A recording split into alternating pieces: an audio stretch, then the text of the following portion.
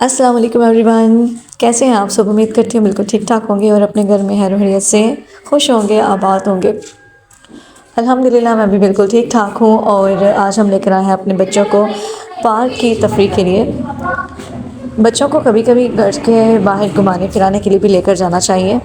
इससे बच्चों का जो ज़हनी तवाज़न है वो खुशगवार रहता है। मीन्स के बच्चे जो है ना वो सारा दिन पढ़ने पढ़ाने के अलावा थोड़ा सा इंजॉय करना, फ़न करना भी पसंद करते हैं। तो ये बच्चों के बचपन का एक हिस्सा है जो कि आई थिंक वालिदैन को ख़त्म नहीं करना चाहिए।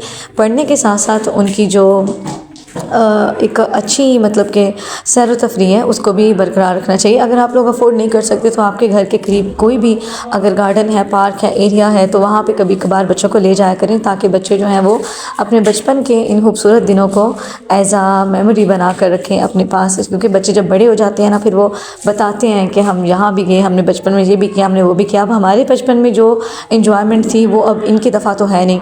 तो फिर हम माँ बाप जो कर सकते हैं अपने बच्चों के लिए वो तो हमें कम अज़ कम करना चाहिए। जितना हम अफोर्ड कर सकते हैं कम अज़ कम वो तो करना चाहिए। पार्क में इतना रश नहीं था, कम ही था। तो हम लोग फिर जो है ना जब पार्क से वापस आए तो मेरे आने तक मेरी जो सिस्टर्स है ना उन्होंने मकरोनी बनाने की तैयारी शुरू की हुई थी, क्योंकि वो मेरे पास रहने के लिए आई हुई थी। तो एक ने चाट बना ली, एक ने मकरोनी बना ली, दोनों मिल बांट के काम कर रही थी। और यहाँ पे ये जो बच्चे हैं इन्होंने बहुत ही ज़्यादा तंग किया हुआ था। अच्छा, बहनों का भी बहुत ही सुख होता है। यकीन करें मेरे तो 3 बच्चे जो पैदा हुए तो तीनों की दफ़ा मेरी सिस्टर जो है वही मेरे पास आई, उसने मुझे संभाला, उसने बहुत सपोर्ट किया मुझे।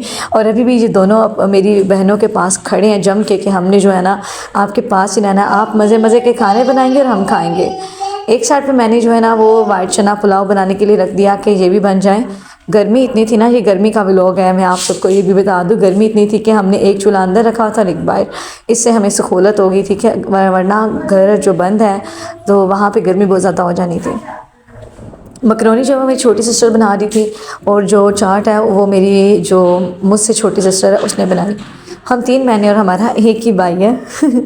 तो मेरी जो बहनें हैं हम सब मिल बांट के इसी तरह से काम करती हैं और इन्जॉय वगैरह करती रहती हैं।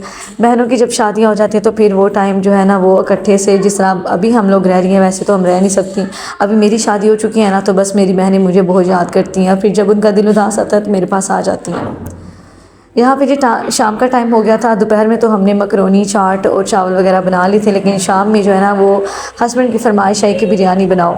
उन्होंने चिकन वगैरह भिजवा दिया था तो मैंने भी फिर फटाफट एक साइड पे दलिया चढ़ाया। दलिया मैंने बनाना था दुआ के लिए, और यहाँ पे मैं प्याज़ों को ब्राउन करने लग गई थी। और साथ ही मेरी एक नेबर आ गई जो कि मेरी बहुत अजीज़ हैं, मेरी जानने वाली हैं। और काफ़ी टाइम उन्होंने, हम लोग एक ही घर में हमने स्पेंड किया। वो नीचे वाले पोर्शन में होती थी और मैं ऊपर वाले पोर्शन में रहा करती थी।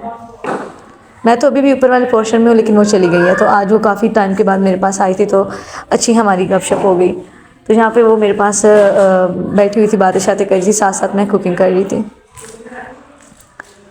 जिन लोगों के साथ आपका अच्छा वक्त गुजरा होता है ना, जब वो आपके पास बहुत वक्त के बाद भी आते हैं ना, बहुत टाइम के बाद भी आपको मिलने के लिए आते हैं, तो यकीन करें आप की जो खुशी है वो दुगनी हो जाती है, क्योंकि आपका उनके साथ जो टाइम है वो अच्छा गुजरा होता है। वो कहते हैं ना कि वक्त गुजर जाता है लेकिन बातें याद रहती हैं। तो यही चीज़ है यहाँ पे भी। मेरी ये जो नेबर है इसका मेरे साथ टाइम बहुत अच्छा स्पेंड हुआ हुआ है।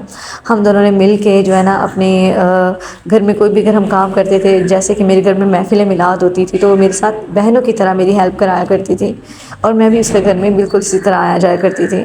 उसके अलावा वो मेरे बच्चों के साथ बड़े अच्छे से रहती थी और मैं भी इसी की तरह रहती थी। तो ये जो यादगिरी है, जब ये आप अपने माइंड में रखें ना, जो अच्छा बंदा होता है वो तो जहन में रखता है, जो नहीं होता वो बस भूल जाता है। खैर, इन्हीं बातों में मेरी बिरयानी जो है वो भी तकरीबन रेडी हो गई थी। अब बस चावलों को बनाना था मैंने। तो मैंने पानी जो है ना वो बॉयल होने के लिए रखा हुआ था, और एक साइड मैं चावलों को नाप के अच्छी तरह से इनको साफ़ करके तो इनको वॉश कर लूँगी। आज मैंने चावल थोड़े से ज़्यादा निकाले थे क्योंकि मेरी बहनें भी आई हुई थी ना, तो आज मामूल की निस्बत चावल ज़्यादा बनने थे। वरना अमूमन तो मैं अपने घर में 2 से ढाई कप चावल बनाती हूँ। चावलों को अच्छी तरह से वॉश कर लिया, और यहाँ पे जो चिकन और आलू हैं वो भी तकरीबन रेडी थे, क्योंकि मैं बना रही थी कराची बिरयानी।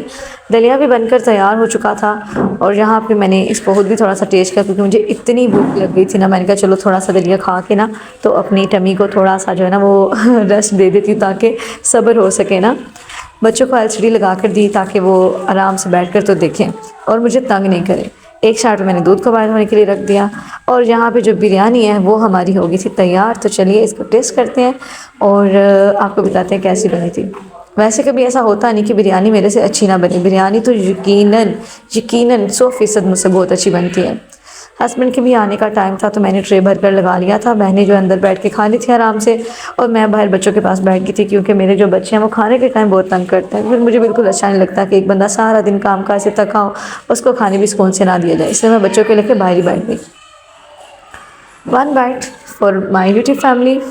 और यकीन करें ये सारी बिरयानी ना बड़ी मज़े की थी, मुझे तो बहुत पसंद आई। तो व्लॉग अच्छा लगा तो चैनल को सब्सक्राइब करिएगा, वीडियो को लाइक करिएगा। मिलते हैं नेक्स्ट व्लॉग में, अपना रखिएगा ख्याल और दुआ में याद रखिएगा। अल्लाह हाफिज़।